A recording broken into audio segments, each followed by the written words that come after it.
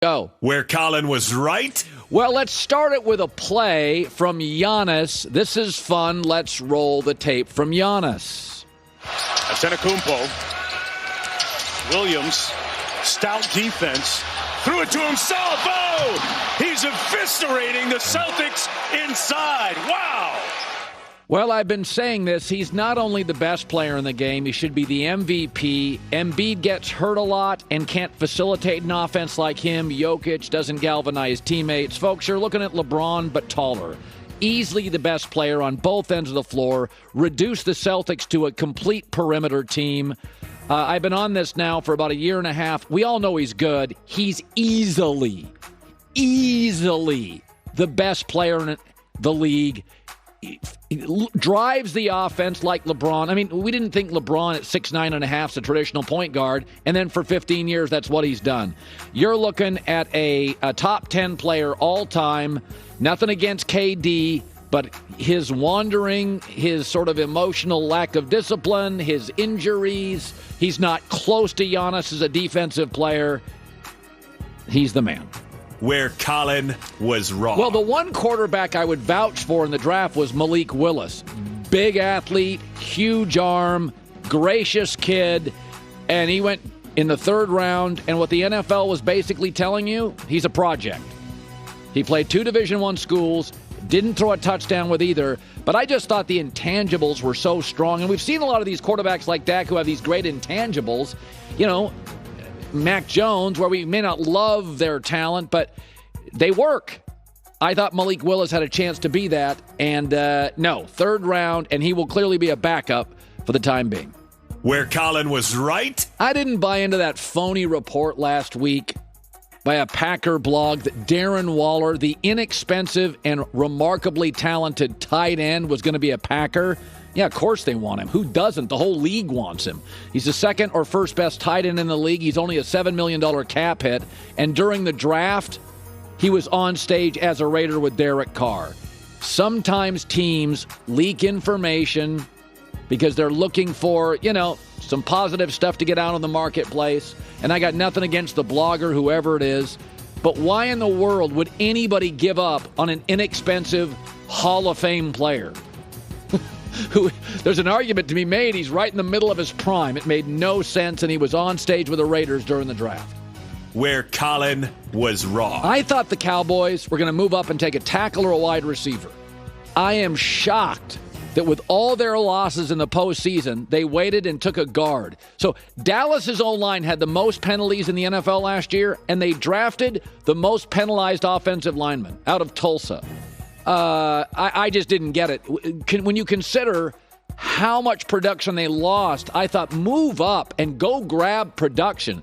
Go get a receiver because Michael Gallup's coming off an ACL tear. CeeDee Lamb, but they really need, you lost Cedric Wilson. They need an absolute dependable go-to receiver.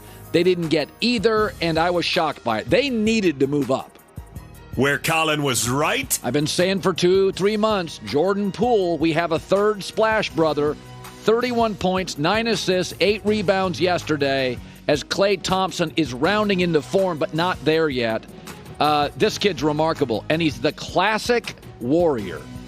Late first-round pick, doesn't pop until like year 3, draft and develop. They put him in their system.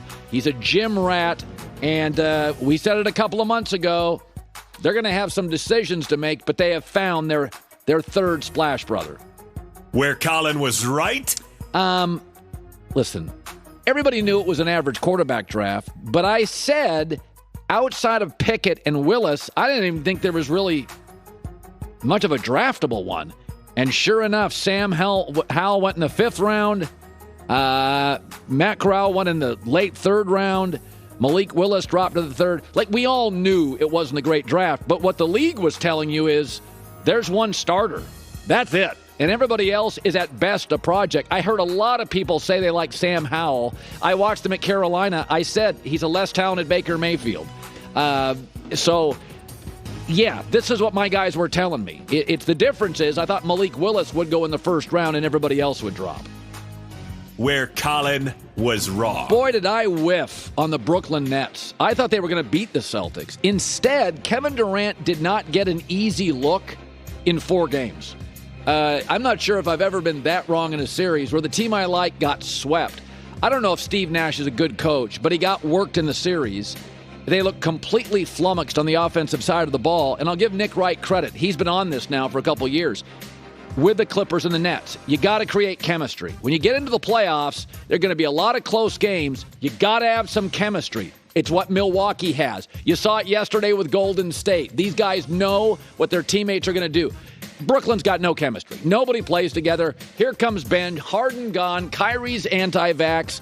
You are really seeing, I just undervalued chemistry.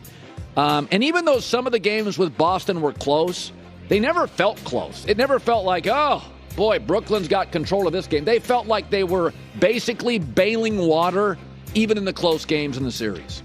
Where Colin was right. Chris Paul, the point guard, has been my favorite point guard, along with Steph Curry, for a decade. Although Steph, is easier to, put your arms around. Classic example of Chris Paul. Knows when to turn it on and turn it off. In the game against the Pelicans, the closeout game, 14 of 14, 33 points. He's averaging 37 a game in his last 3 closeout games. It's the IQ, it's the toughness, it's the leadership. He is completely old school, but he's not flashy. He's not vertical. He's not always that likable. And so, we just don't put our arms around. I can remember several years ago, people said Westbrook was better than Chris Paul. What are you watching? He is the classic pocket quarterback. The highlights aren't that fancy, but his ability to distribute and make plays in crucial times puts him, to me, in the top 4 to 5 point guards of all time, and his value was that obvious or what? 14 for 14 in a closeout game. Where Colin was right. I said when Lincoln Riley got the USC job, they're not going to win the national championship this year, but they're going to be really, really good, really, really fast. They're the leader in the clubhouse for the best college receiver, Jordan Addison. Listen, players aren't dumb. The game is pivoted to offense. You going to go with a defensive coach, or are you going to go to the best offensive coach in college football? Between Caleb Williams, USC's brand, the entertainment capital of the world, USC is going to win the Pac-12, score 40 a game. It's the McVay factor. There's just a percentage of offensive coaches in pro and college football that, because of the regulations and current rule momentum, are going to win a lot, and they're going to win every year, and they're going to win quickly. And USC, if they land him, and they're the favorite to, will have made a massive upgrade to their entire offensive roster in 4.5 months. Colin right, Colin wrong on a Monday. Peter King.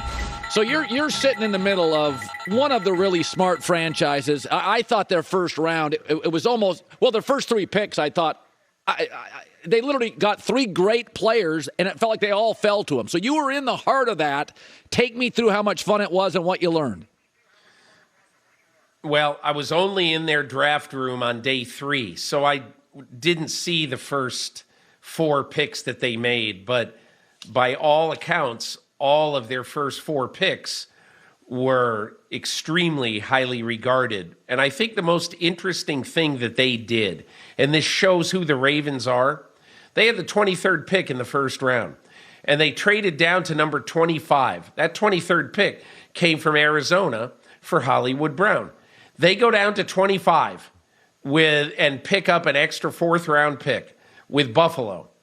And they let Buffalo take Kaiir Elam, and then they take the center for the next, they hope, for the next 8 or 10 years in Tyler Linderbaum. Yep. So how about this?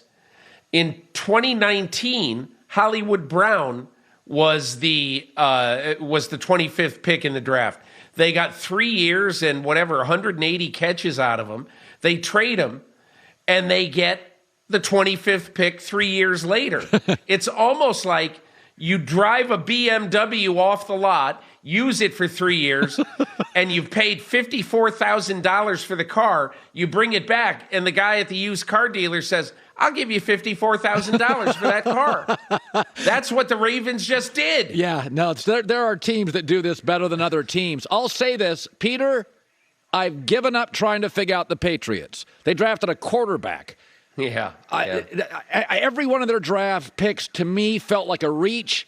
I wasn't the only one. What did you make? And then they draft the kid, the guard, in the first round. The Rams get caught. I don't know. I thought the Rams were laughing at themselves, not the Patriots, but a lot of people thought they were laughing at New England. What do you make of Belichick's drafting weekend? What do you make of it? I mean, look, this is a bizarre word to use for Bill Belichick, and I wrote this in my column. I thought that pick was naive. I mean, I mean, in the wake of Thursday night's draft, I've talked to 25 people around the league, just, or texted with them, a conversation. Hey, what'd you think? What'd you think of this? What'd you think of that? There's not a soul who thought that was a smart pick, or B, a guy who wouldn't have been available midway or late in the second round. And look, Colin, you've got all of these teams who moved around late in the first round. You look at all of the trades that were made from teams moving up in the second round, from the second round to get picks in the late first round. Yeah. Are you telling me that nobody called the Patriots? And I don't understand why you would give first round